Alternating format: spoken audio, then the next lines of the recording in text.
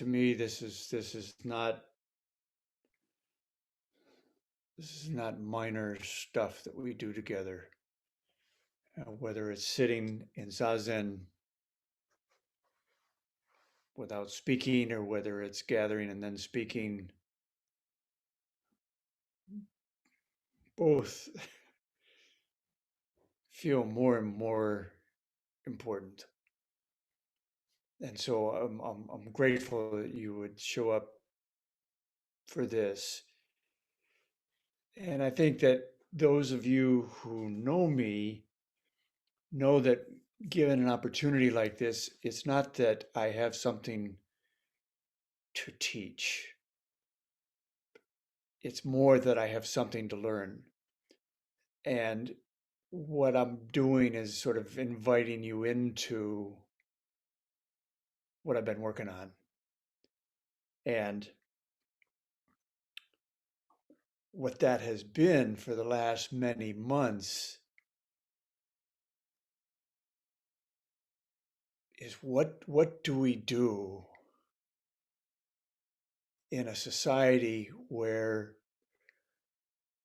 greed and selfishness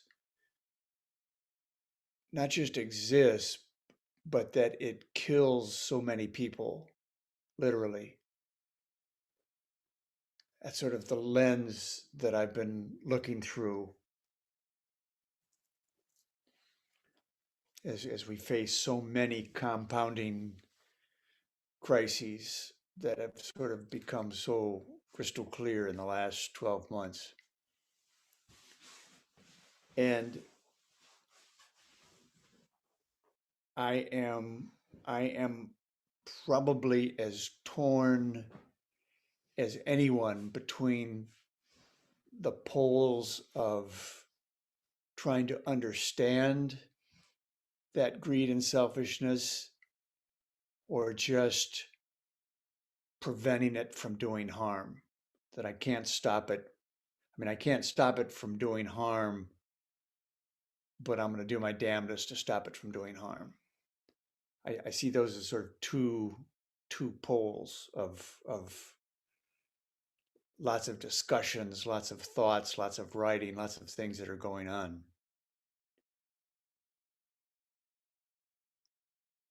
So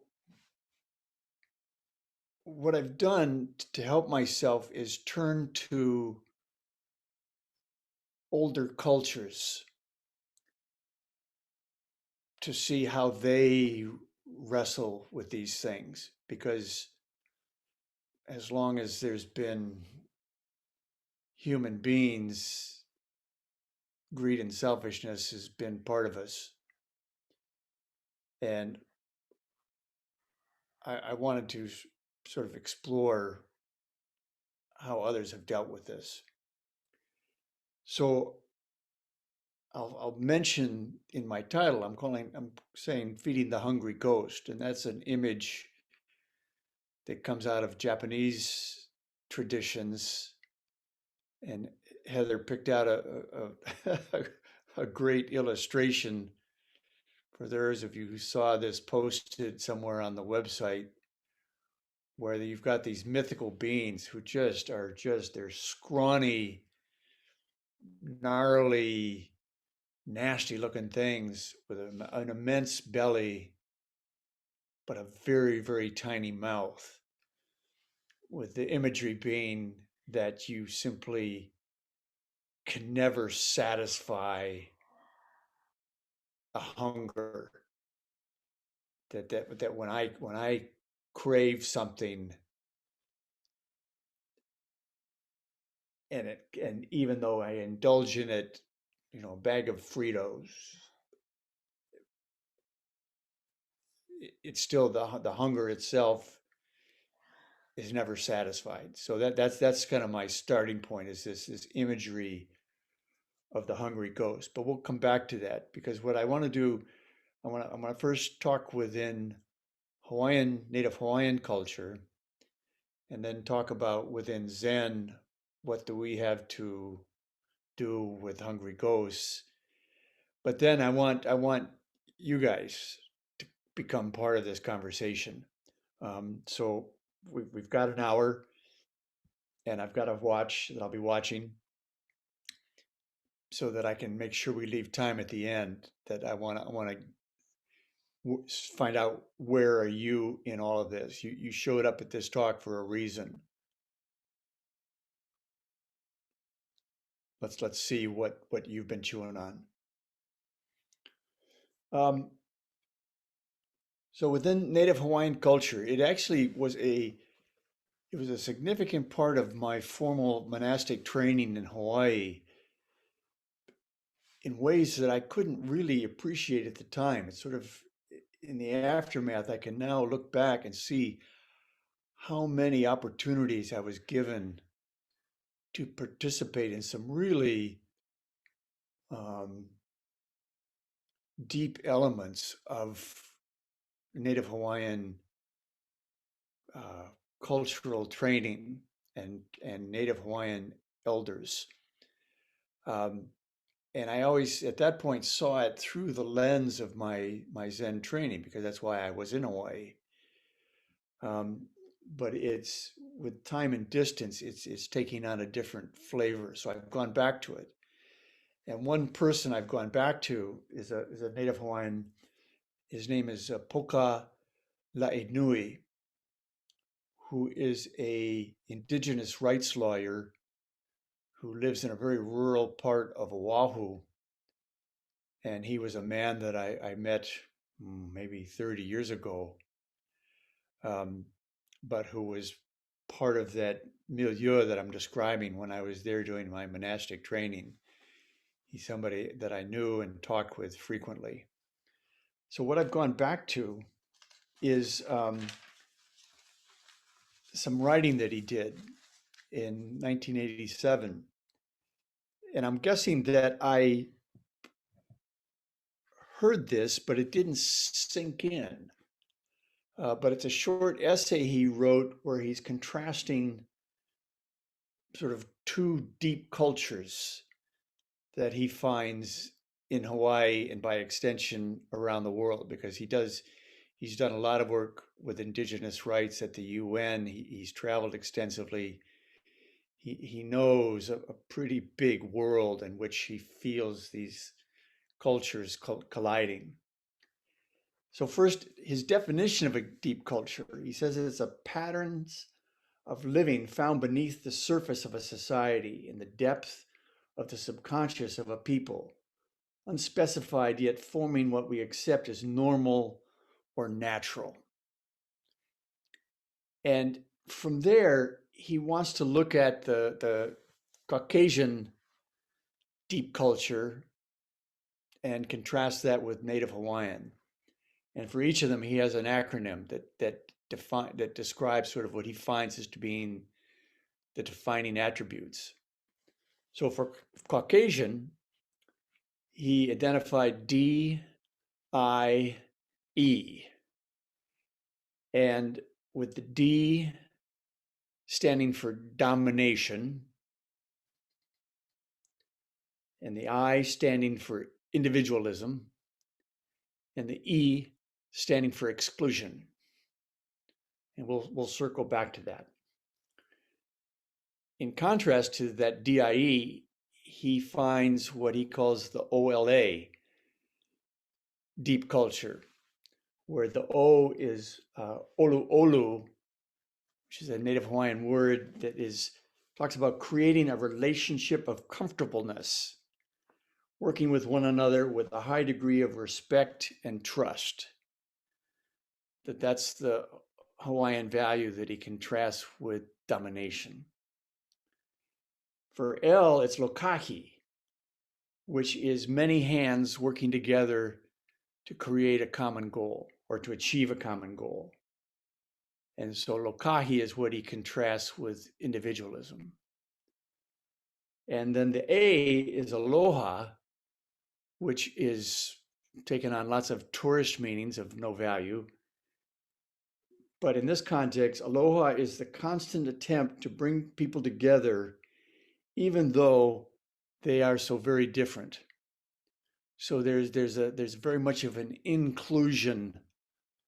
Let's hear this point of view. Let's hear this point of view. Let's hear this other point of view.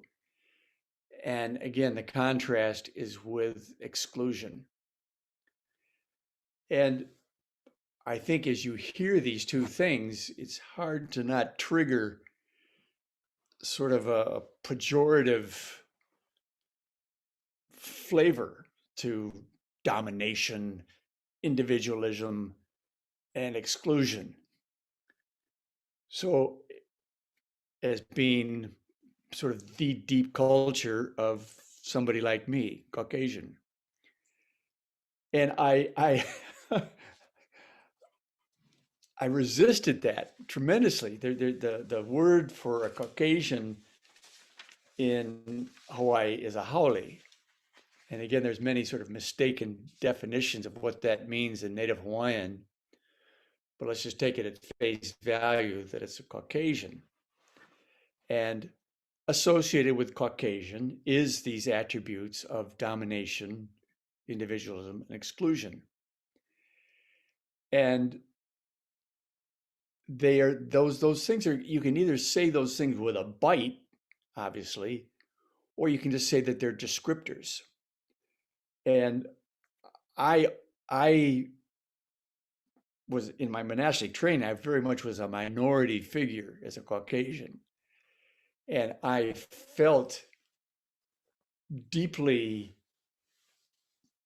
not wanting to be that haole, not having those descriptors attached to me. That these other elements that I was training in a Zen, let's call it deep culture, were, I mean, that was the reason I was there, to learn those, not how to be dominating, etc. But there was this one particular night at a bar where I went out with a bunch of the, it's hard to describe sort of the particular form of monastic training I went through that also included going out on the town bars with a bunch of local Hawaiian folks who also were training in Zen. But there I was. And there was one guy in particular who was a very highly respected businessman in Hawaii. He was elder, much older than me. And he took it upon himself that night to make sure I understood how very much of a haole I was. And I was insulted, and I was arguing, and I was doing everything I could to say, no, no, no, I am not that. With the irony being that in the course of my argument, I was dominating, I was highly individualistic, and I was excluding a lot of other things. And it finally hit me. I can go back to that moment so vividly, where it hit me. It's like, oh yeah, I get it. I actually am a haole. And that was sort of a real turning point, both in my Zen training, but also in my relationship with a lot of people in Hawaii. That I had to own my own deep culture as having those attributes. Um, and what they mean is that, like, that as I'm looking at the world around me now, it's like you can see this notion of the need, the struggle for domination. We see it in our national politics. Who's going to win the Senate? Who's going to win the presidency? With the notion that whoever controls those, I mean, not only do they win, but winning means they now get to do X, Y, Z that you can't do if you lost. So there's a real high premium on that. If your values have to do with deeply resolving or facing at least the looming crisis in their climate and the planet, it's like, well, you're not going to do that from the losing side, so you better be on the winning side. Okay, so Yeah. And then when I think about individualism, um, it's so easy for me to ask, what do I do? And I think you heard this in my opening statement. What do I do in the face of this chaos, this pain, this suffering that I see around me? You know, as if I am the unit of action rather than we are the unit of action. And then this whole notion of exclusion. Oh man, it's just rampant. Um, there's just vast swaths of the population, that I don't want involved. Let's just pick an example. I don't want them writing, high school science textbooks because I find the kind of material that they include in high school science textbooks to be um, ignorant, let's say. So exclude them. Don't let them into that. Don't let them into that club that's writing the textbooks. So let me go back. So the DIE stuff, man, that is so easy to live in, as opposed to creating a relationship of comfortableness, working with one another in a high degree of respect and trust, okay, and many hands working together to reach a common goal, and inviting dissent, inviting opposing opinion, inviting alternative perspectives, inviting, whole other deep cultural frameworks, and saying we need not just I'll listen to that or I'll tolerate that. It's like, no, I need that. I mean, what a phenomenal what a phenomenal position to work from. I mean, um, now in that context, what do they do when there is either an individual or a group within that cultural setting who is displaying greed and selfishness? Because as I said, that you can't, no matter what your culture is, it does arise. And what do you do about it?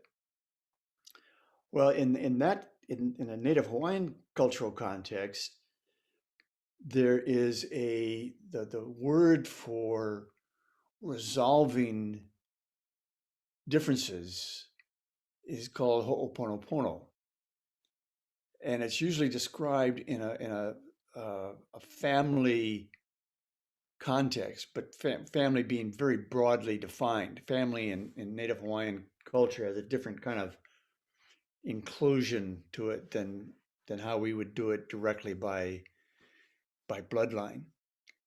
And you just hash it out that there is a environment in which people um, are able to express themselves without triggering violence, without triggering judgment, without triggering. It's like it's a deep form of listening, which then leads toward understanding. Um, and I only know this just still as sort of one foot inside, one foot outside of that kind of setting. I know it in a family setting. I don't know it in a broader societal setting. I can't speak to that. Um, but certainly Native Hawaiians face, I mean, Hawaii was overrun by business people who saw that they could take lands used traditionally for one thing and convert it all to sugarcane plantations and make money for themselves and not for the people who had used it before. So they have that sort of political side of things, but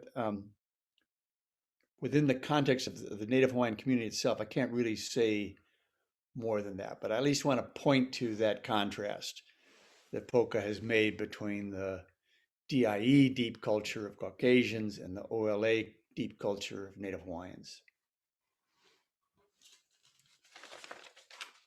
So um, I'm going to shift to Hungry Ghosts, which is closer to our own Zen tradition. And it's actually so close that, you know, when we read the daily sutra, when we do what we call Okyo chanting, there's one of them that I hadn't really appreciated, and it's translated as, oh, well, it's the Japanese name for that sutra is the Daisei Gaki, with Gaki being the Japanese word for the hungry ghost. And the one translation of Daisei Gaki, it's a prayer on the occasion of feeding the hungry ghosts. So I will come back to that. But as I said, uh, hungry ghosts are a common cultural theme. It would be, I'm trying to think of what would be an American equivalent. I'll think about that. Nothing strikes me at the moment. We have mythical figures, but they don't have sort of that same quality. But where hungry ghosts first sort of arose in Buddhism, where that phrase, the context for that phrase, it's part of what is called rokudo, which is a Japanese word that translates as the six worlds. And it's considered sort of the six worlds of human existence. Uh, and the order in which they're usually listed is that there's hell as being one world, and that's the emotional state in which we are consumed by anger. Next one is hungry ghosts, which we've talked about, the state in which greed arises. Then next is animals. An animal is a person who does whatever he wants without considering the consequences. Demons, which is a state of being that is entirely self-centered. Human, which is sort of the common ability of trying to control the above worlds, meaning hell, hungry ghost, animal, and demon, which is kind of a, it's kind of a, doesn't have a lot to really offer about humans other than saying you're trying to control these other elements. But to be human is to try to control those. And then lastly is heavenly beings, which is a state of joy and pleasure. And certainly these are thought of in terms of, when we say states of being, we sort of think of somebody living, if not permanently, at least in a fairly continual state of one of these. Um, but in a Zen training context, it's more often thought that this is just the cycle we go through almost minute by minute by minute. You know, if I was to suddenly insult you all and just say, you are really stupid to waste your time right now on an online call about hungry ghosts, you know, that's going to trigger a reaction. It's like, wait a minute, you can't call me stupid. I'm doing him a favor. And then the next moment there's a light bulb. It's like, oh, wait a minute, maybe he was trying to do this and help me understand that. And then, yeah, but he didn't have to do it that way.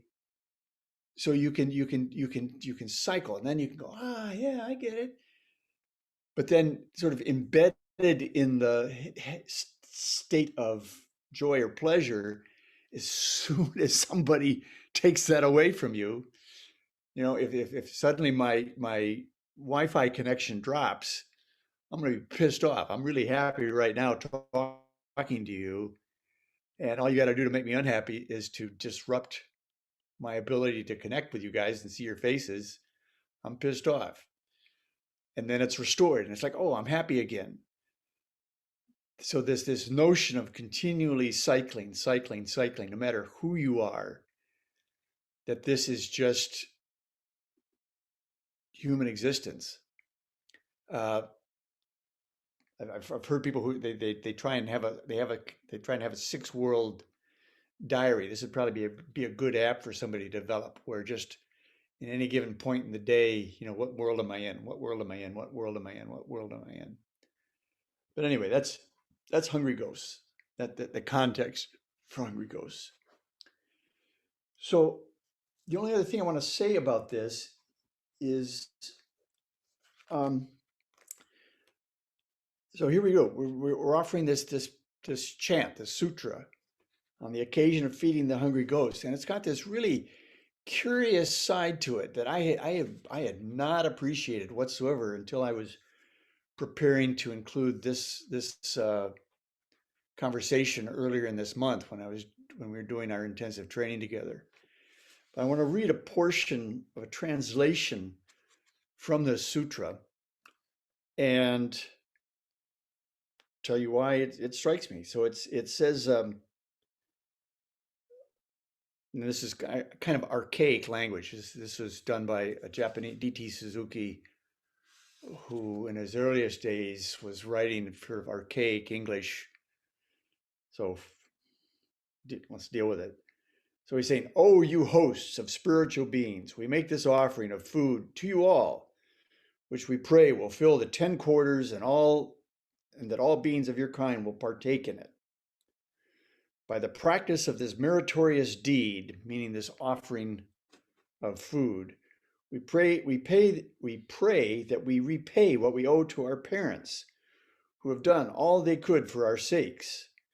May those who are still alive continue to enjoy their happy and prosperous lives forever, while those who are no more with us be released from suffering and born in a land of bliss.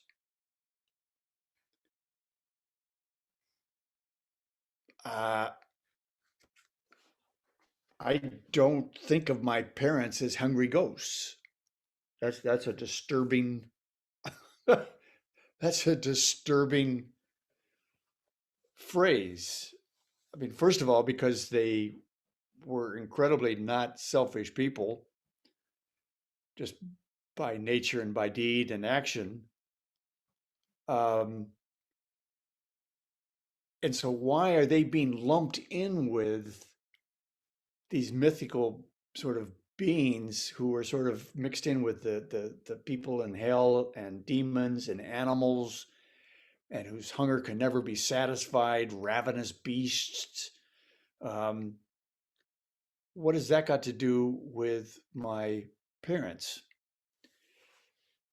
So Zen is not a Zen doesn't have a whole lot to say about spirits and mythical beings, and we know it certainly doesn't deal with symbolism or things like that. But there is sort of this is sort of an all-inclusive side of Zen. This gets back closer to that notion of inclusion versus exclusion.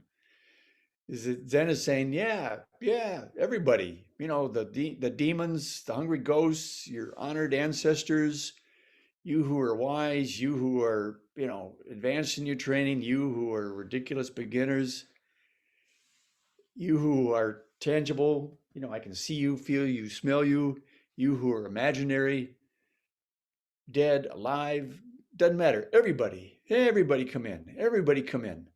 And I will feed you. I will feed you. Um, and it's not just what at least for my current iteration of working with this, what strikes me in terms of that feeding is that there's also an element of discernment. It's like what does each of all those entities need? What is it that the spirit of my parents needs? What is it that the angry, hateful, I don't want to get too far into the politics because then I just get nasty. But I can think of people who I do not respect. What is it that they need, and that this is sort of a way to sort of short circuit the let me reason my way through this, let me understand my way through this. It's more in a Zen practice sense. It's like, what do each of these entities need? And that all shall be fed. And what I wanted to do before sort of turning this back to you guys for the conversation is that we've got a recording of one of my colleagues from Hawaii doing this chant. And I want you to hear it, and I want you to hear it with a set of ears as to how does this sound, how does this feeling feed any entity that comes within range of hearing it. That's the invitation. It's very short, Heather. I think it's what, less than 2 minutes? Okay, so let's go ahead and play that.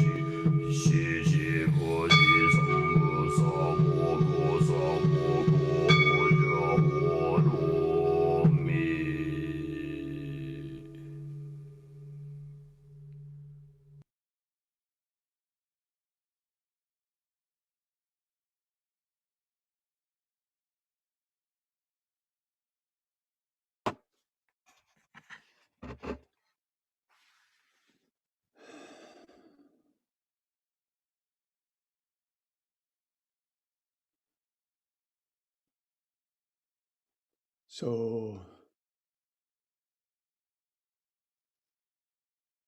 to me, the question I'm wrestling with is, does that stop a hungry ghost from killing people?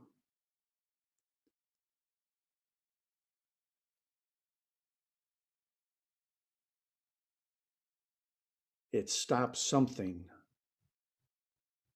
as I hear it. But does it, I mean, I'm calling it stopping. It's calling it feeding. Feeding, stopping. Even there's two sort of conflicting frameworks for viewing this. Do I want to feed that hunger, that insatiable hunger? Do I want to stop that insatiable hunger?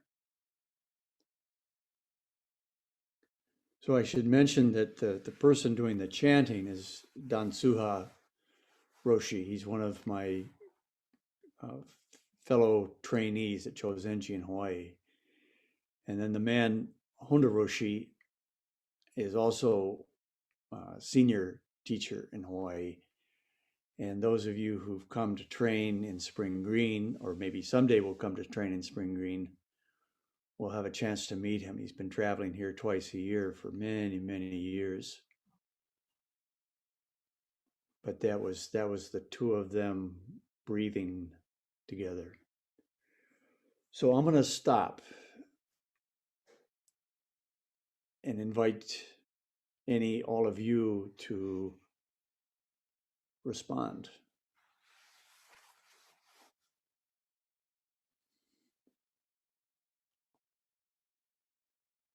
And I'll seed it. I will seed it with the question: Did what you hear feed a hungry ghost?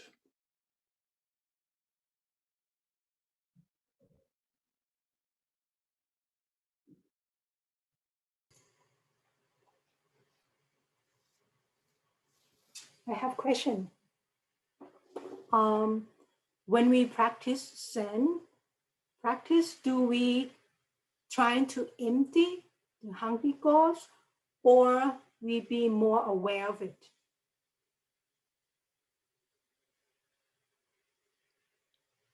That's my question. I want to make sure I understand you. You're Yeah. contrasting, are we emptying Yeah. something when we sit, or are we being aware of something when we sit?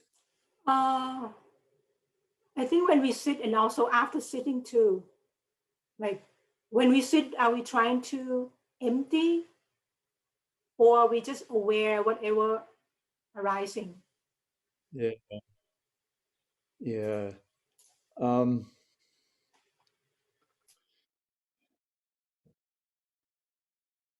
we're not trying to do anything.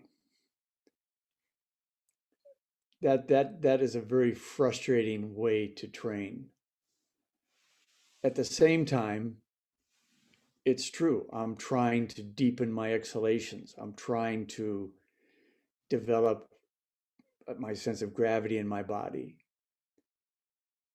And as I do those things, my awareness shifts tremendously.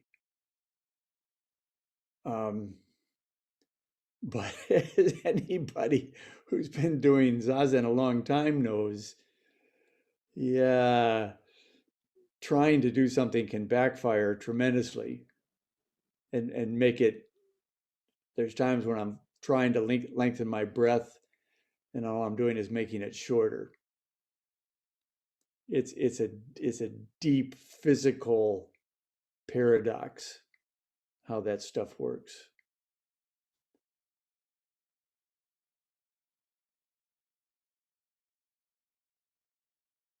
Does that help what you're asking, Pat?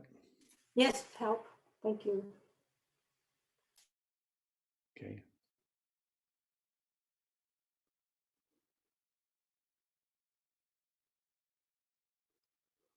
Well, another way to phrase my question for you guys: Are we trying, as we look at the pain and suffering in the world around us, are we trying to, or no, are you trying to understand it or are you trying to stop it? And I don't ask that with judgment because I don't know for myself.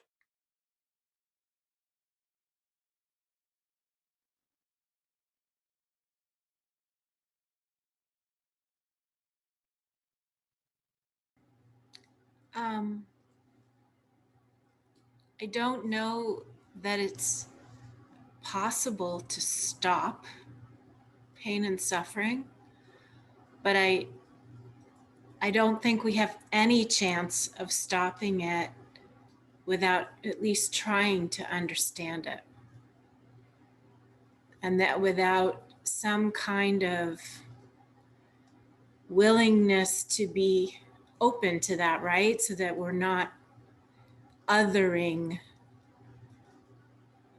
the perpetrator of suffering, that there's I don't know how to get there without trying to understand it, as painful and frustrating as that is, and as often as I don't want to try to do that because it makes me so angry.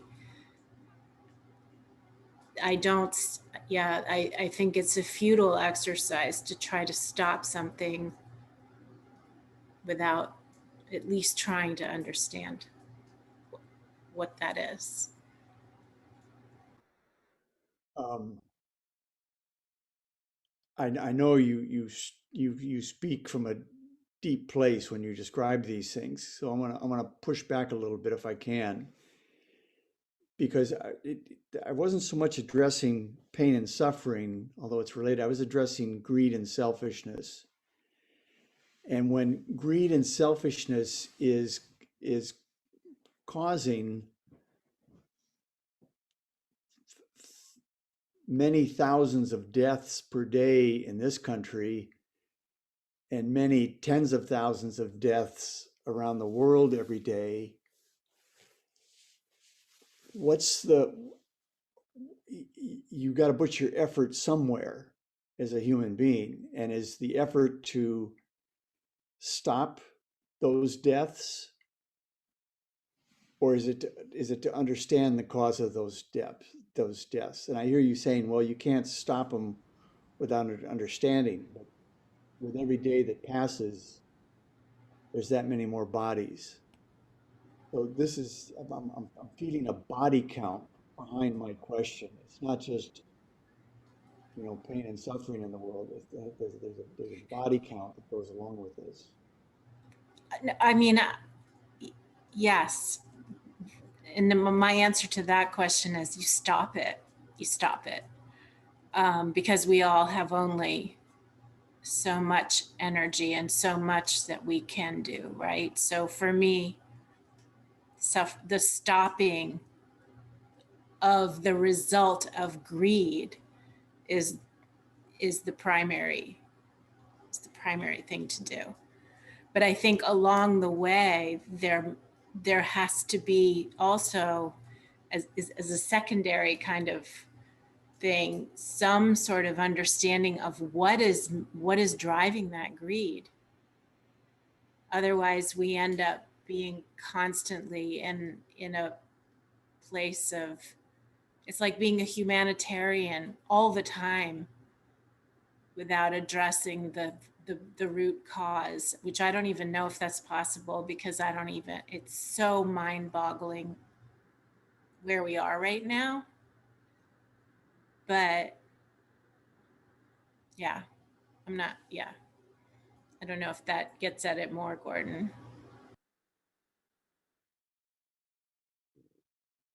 Yeah, no, thank you. That's I hear the dilemma in your voice.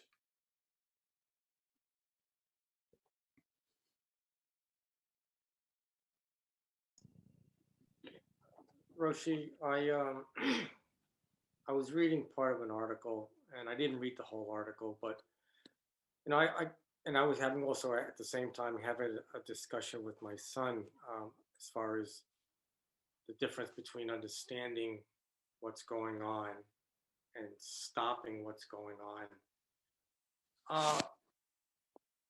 In trying to understand what's going on in a way, say we could understand it, are we then not making it okay for that to be that way? And I think that's kind of dangerous.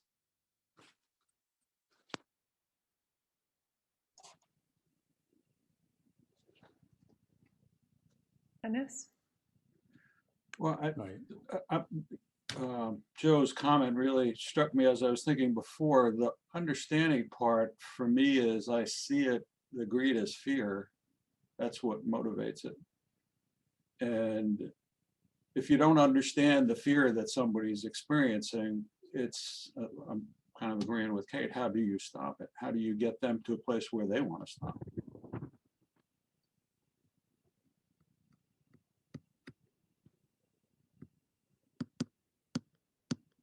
Then maybe that's the trying it True. out, can't be Yeah, doing it. true. You're saying the only effective stopping is it when they themselves stop themselves.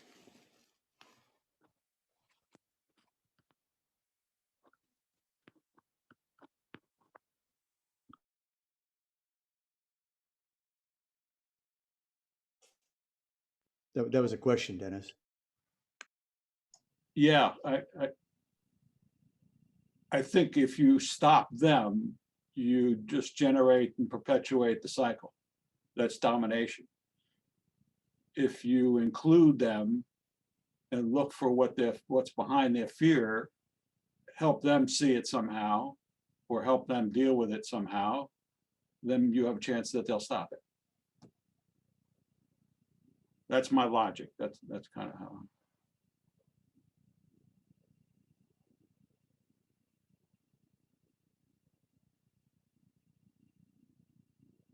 How about some other folks? Kelly? Hopefully my internet's good enough to speak. Otherwise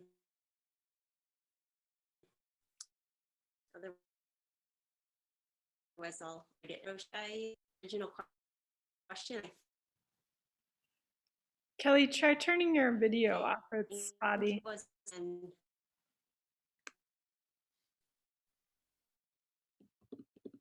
is that, maybe just, I'll just write it in the chat. It's coming across spotty. We're missing words. Yeah, I'll just write something in the chat for your Oh, consideration. we can hear you now that you've turned your video off. Go ahead. Okay, sorry about that. I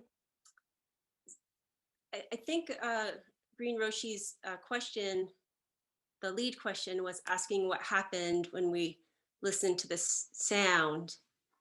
And he was talking about the feeding and the stopping. And something happened for me in the sound, and it really deepened the question for me.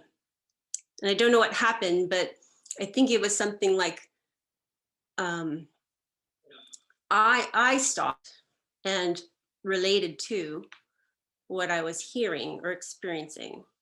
And then it made me think about, it made me recall the story about Greene Roshi not really wanting to relate to being a haole or to what that term represented until he went out with the fellows and really had to relate to that term because of the experience he had.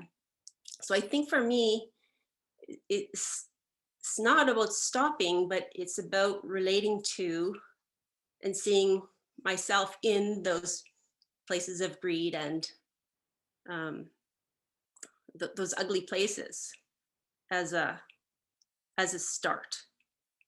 I guess that's what I could say. As a start, perhaps to eventually be able to relate to those perspectives and hold them, hold the ugly that I don't really want to see myself in. and go from there. I guess it's an integration exercise after that, but that goes beyond the question. I think for me, it's not a stopping or a feeding, but a relating to. Thank you.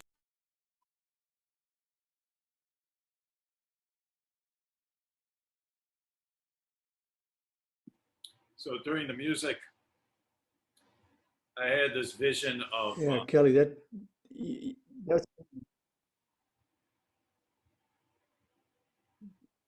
go ahead, Dave. you want to respond to Kelly? I was going to respond to Kelly just and then back to you. But that Kelly, what I appreciate you talking about, it's like you're I was framing it in the sense of understanding others, and you're pushing back to understanding yourself. And I agree that until I knew how incredibly Caucasian, howly, dominating, individualistic, exclusionary I am, I couldn't go beyond that.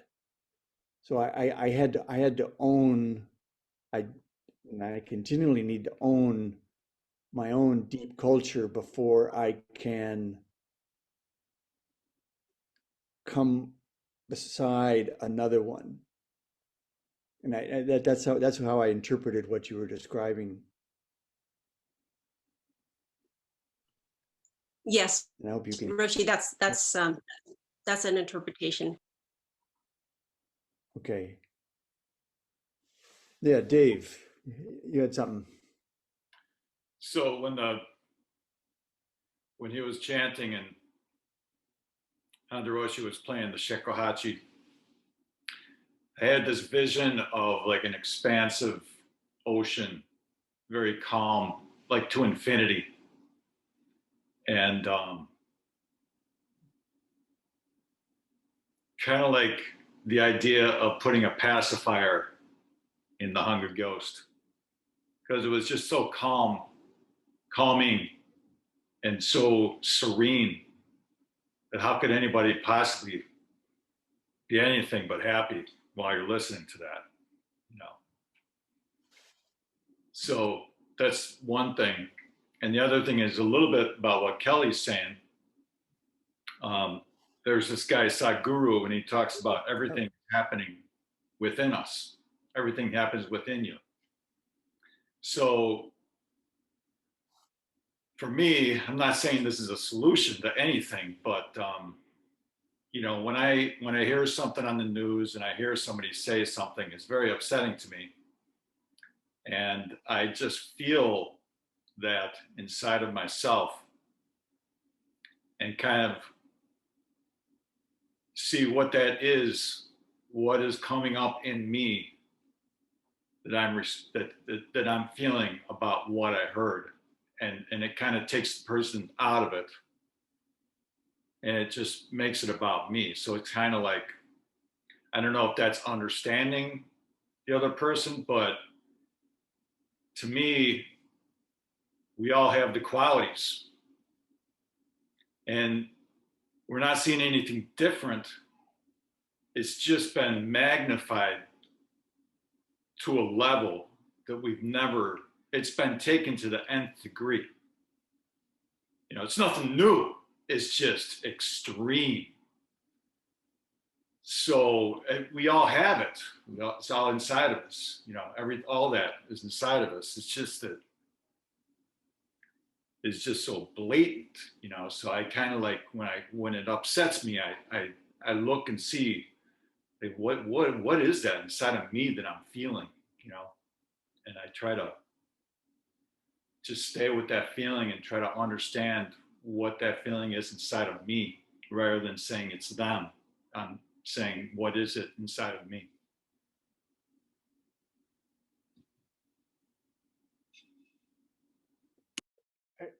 I have this but going on for me, Dave. It's and I'll say it. It's like, what do you do about the bodies piling up?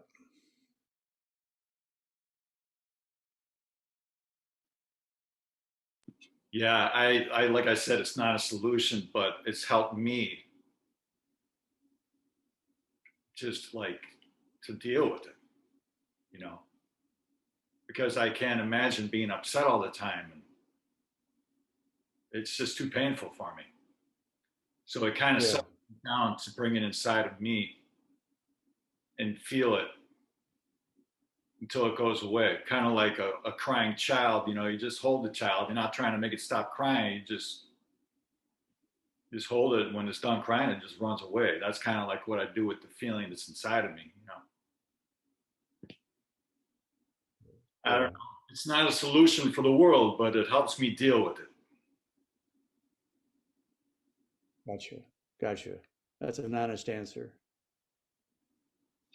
Well, you know, guys, it's 8:30, and I want to respect the schedule, but I also want to respect the conversation. I'm happy to hang around for a little bit if some folks want to talk a bit more.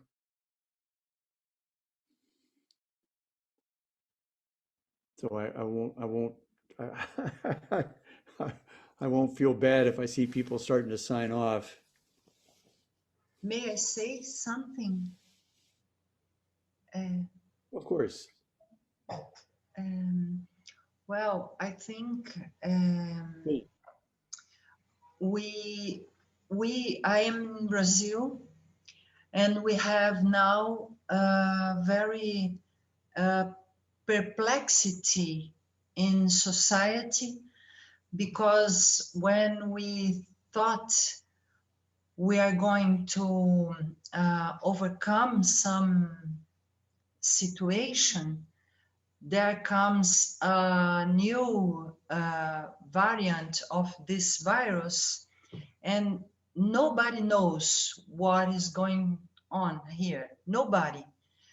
And I think I want to stop it, not the virus. I want to stop the bodies.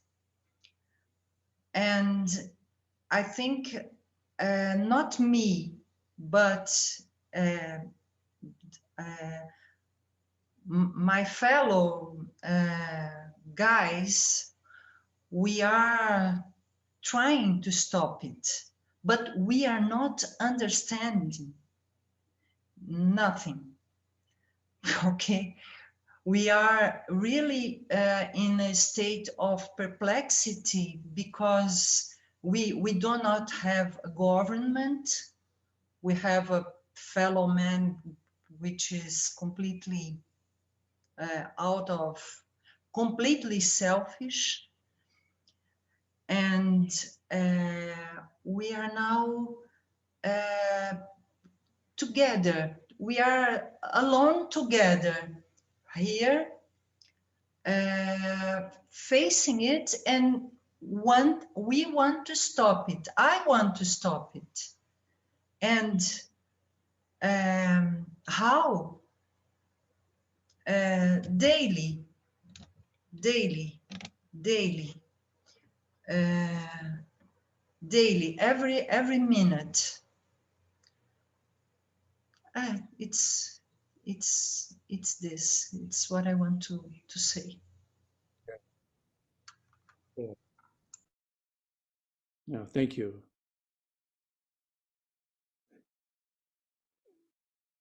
I don't know if other people are struggling with choppy Wi-Fi. I've turned off my video because I wasn't always able to hear everybody. Can I guess let me ask you, Heather, am I still coming across clearly? Yes. Okay. Well,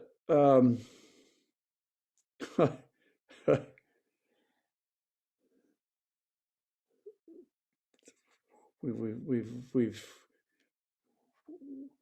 we're touching a conversation that is kind of going on all the time. I mean, we've just sort of caught a slice of it for ourselves and for each other.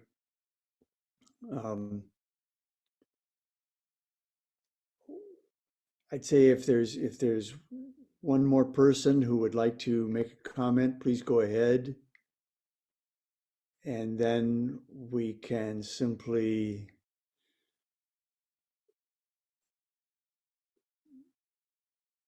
continue our work, however we best feel that work to be. Would somebody else like to speak up to the crowd as we've gathered? Yes. Gordon? Oh, I'm sorry. Hi. It's Hi, Gina. Gina. Would Glauco like to speak first, and I'll wait? Please. No, go ahead. Go ahead. Yes, Gordon, what I have thinking about that it would require more, I guess, for lack of a better word, introspection. And I would like to sit with that thought. My first reaction is that I want to fight it. And I would like to have the proper tools to fight it, so that I don't become it. So that's what I think I need to do. That's a good phrase, Gina. Fighting it without becoming it.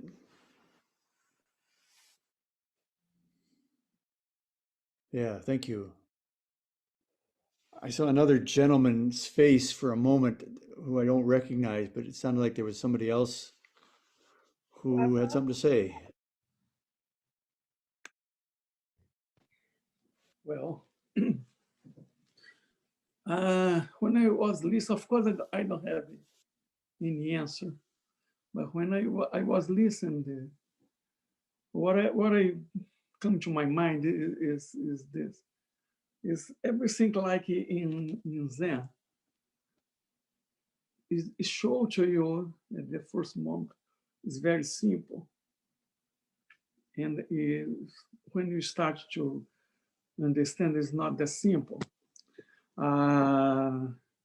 You see the gate, and probably they're gonna tell the gate is a wood painted in red, but then they realize that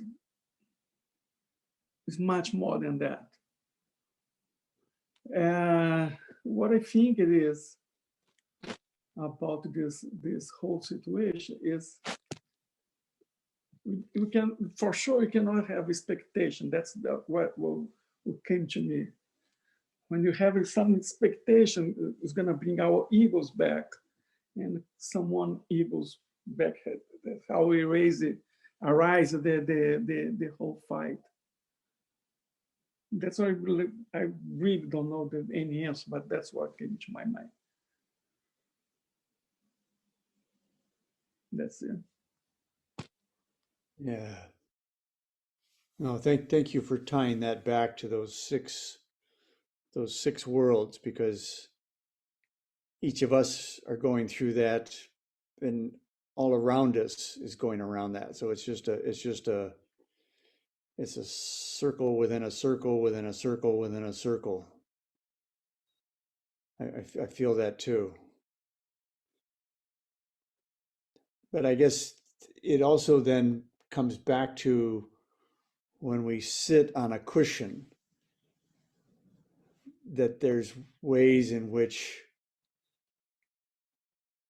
much of that circling seems to stop.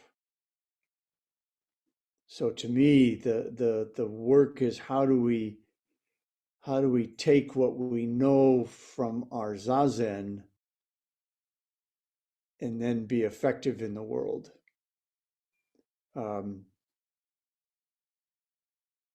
That's the challenge, and it's sort of I think at the moment that's kind of the best place I can leave us all,